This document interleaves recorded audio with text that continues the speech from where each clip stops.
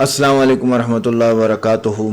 ایک مسئلہ جو ہے وہ ایک مسئلہ بہت زیادہ اہم اور بہت ہی تحقیق طلب مسئلہ جو چل رہا ہے اس وقت، عید کا موقع ہے، اور وہ مسئلہ یہ ہے کہ دعا عید نماز کے فوراً بعد مانگنی چاہیے یا پھر خطبے کے بعد مانگنی چاہیے۔ یہ بات ائمہ حضرات کے لیے بھی ہے، مقتدیان حضرات کے لیے بھی ہے، وہ اپنے اماموں کو بتا سکتے ہیں۔ تو اس کا فیصلہ جو ہے وہ آگے آ رہا ہے، میں آپ کو بتا دیتا ہوں۔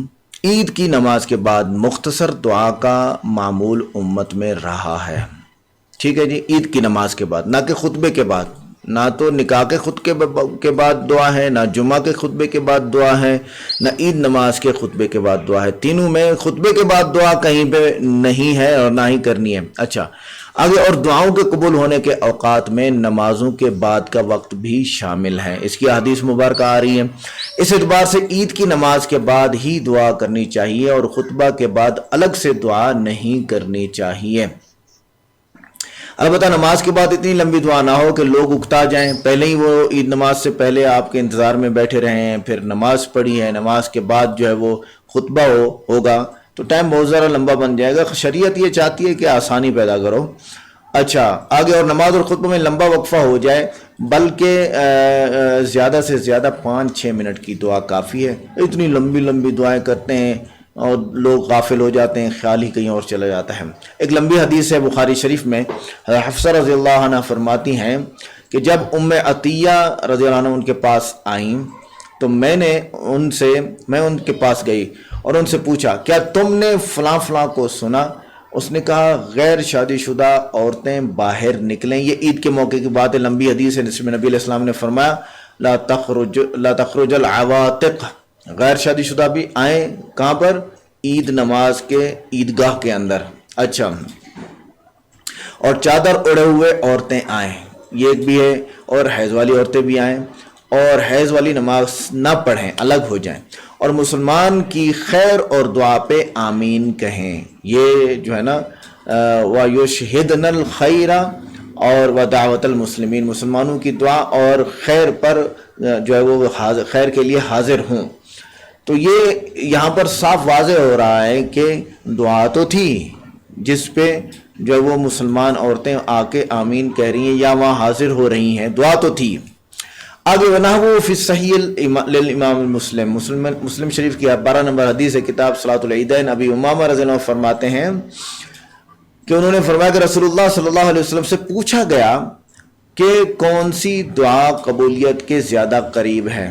نبی علیہ السلام سے پوچھا گیا تو آپ صلی اللہ علیہ وسلم نے فرمایا رات کے آخری حصے میں، جیسے آج کل سحری سے پہلے ہیں، اللہ معاف فرمائے ہم تو محروم ہیں، بس اٹھے اور اتنا دیر پہلے اٹھتے ہیں کہ بس سحری کھا رہے بڑی مشکل سے، اور دعا اور 2 رکعت ہی پڑھنے کا موقع نہیں ملتا۔ اور فرض نمازوں کے بعد بھی دعا قبول ہوتی ہے، تو فرض نماز کے بعد دعا قبول ہوتی ہے، اور کیونکہ عید نماز بھی فرض نماز ہے، اس کو واجب کہا جاتا ہے کیونکہ یہ احادیث مبارکہ اور نبی علیہ السلام کے عمل سے ہے اور قرآن میں اس کا ذکر نہیں ہے، اس لیے۔ آگے معاذ رضی اللہ عنہ سے روایت ہے، انہوں نے فرمایا کہ میں نے نبی کریم صلی اللہ علیہ وسلم سے ملاقات کی، آپ صلی اللہ علیہ وسلم نے مجھے فرمایا، اے معاذ میں تجھ سے محبت کرتا ہوں، لہذا ہر نماز کے بعد یہ کلمات جو ہے مت چھوڑو، اے اللہ مجھے تیرا ذکر کرنے، تیرا شکر ادا کرنے اور تیری اچھی عبادت کرنے کی توفیق عطا فرما۔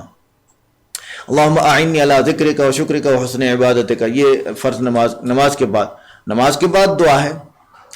یہ اور بات ہے کہ ایسے زبان سے دعا کہنی ہے یا ہاتھ اٹھا کے دعا مانگنی ہے۔ ہاتھ اٹھا کے نبی علیہ السلام نے دعا مانگی، سب کا اتفاق ہے، کوئی اس کا انکار نہیں کرتا۔ ہاں، عید نماز کے بعد ذکر نہیں ہے کہ آپ نے ہاتھ اٹھا کے دعا مانگی۔ اچھا، پھر آگے فرمایا کہ یہ ترمذی شریف کی حدیث ہے، ایک صحابی نماز پڑھ رہے تھے تو آپ نے فرمایا عجلتا ایھا المصلی، اے نمازی تم نے جو ہے وہ جلدی کر لی، اذا صلیت فقعد فحمد اللہ، جب آپ نماز پڑھو تو بیٹھ جاؤ اور اللہ کے حمد بیان کرو جتنا وہ اس کا اہل ہے، اور وصلی علیہ اور مجھ پہ درود شریف پڑھو، ثم ادعوہ، پھر اللہ تعالیٰ سے دعا مانگو۔ تو بھائی یہ مطلقاً نماز ہے، چاہے وہ فرض نماز ہو، چاہے عید نماز ہو، چاہے جمعہ کی نماز ہو، چاہے نفل نماز ہو، چاہے وتر ہو، ہر نماز کے بارے میں یہ ترمذی شریف کی حدیث موجود ہے، حدیث نمبر 1852۔ دیگر نمازوں کی طرح عیدین کی نماز کے بعد دعا کرنا تو مشروع ہو گیا، البتہ عیدین کے خطبہ کے بعد دعا مشروع نہیں ہے، یہ شریعت میں نہیں ہے اور نہ ہی اس کا کوئی ثبوت ہے۔ خطبے کے بعد، میری عرض آپ سن رہے ہوں گے، خطبے کے بعد مشروع نہیں ہے، بلکہ جو ہے وہ عید نماز کے فوراً بعد دعا مشروع ہے۔ حضرت عائشہ رضی اللہ تعالیٰ عنہ سے روایت ہے مجموع الزوائد میں، رسول اللہ صلی اللہ علیہ وسلم ہر نماز کے بعد یہ دعا فرماتے تھے۔ وہ دعا یہ تھی، جو ہے وہ دعا آ جاؤ بھی میرے سامنے آ جاؤ، وہ دعا کیا تھی؟ وہ دعا میرے پاس یہاں لکھی ہوئی نہیں ہے، لہٰذا اللہم، یہ اوپر ہے، اللہم رب جبریل و میکائیل و اسرافیل اعذنی من حر النار و عذاب القبر، اے جبریل اور میکائیل اور اسرافیل کے رب، مجھے جہنم کی آگ سے بچا لیجئے اور قبر کے عذاب سے بھی بچا لیجئے۔ دوبارہ کل صلاۃ کا لفظ یہاں موجود ہے، ہر نماز کے بعد۔ تو بھائی یہاں عید نماز بھی ہر نماز میں آتی ہے، لہٰذا یہ جو لوگ ہمارے اہل حدیث بھائی ضرور یہ بات فرماتے ہوتے ہیں جی اس کا صراحتاً ذکر نہیں ہے کہ آپ ہاتھ اٹھائیں، دیکھیں رسول اللہ صلی اللہ علیہ وسلم نے ہاتھ اٹھا کے دعا مانگی ہے۔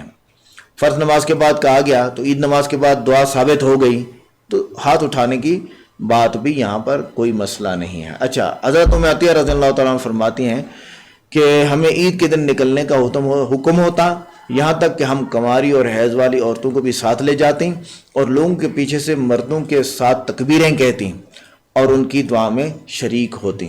بات ختم، یہ واضح ہے، یہ ہے مشکات کی حدیث ہے، یہاں پر صحیح بخاری باب تکبیر ایام منا، حج کے موقع پہ عید نماز کا ذکر ہے، ایام منا وَإِذَا غَدَا إِلَىٰ عَرَفَةَ، یہ عید نماز کا ذکر ہے صراحتاً، بخاری شریف عید نماز کا ذکر ہے کہ جب ہم عید نماز کے لیے نکلتے تو ساری عورتیں بھی جاتی اور ان کی دعا میں شریک ہوتی۔ وہ دعا کب کر رہے ہوتے تھے؟ نماز میں تو دعا ہے، خطبے میں بھی دعا ہے، نماز کے بعد بھی دعا ہے، خطبے کے بعد دعا نہیں ہے، تو ان تینوں جگہوں کی صراحت نہیں ہے۔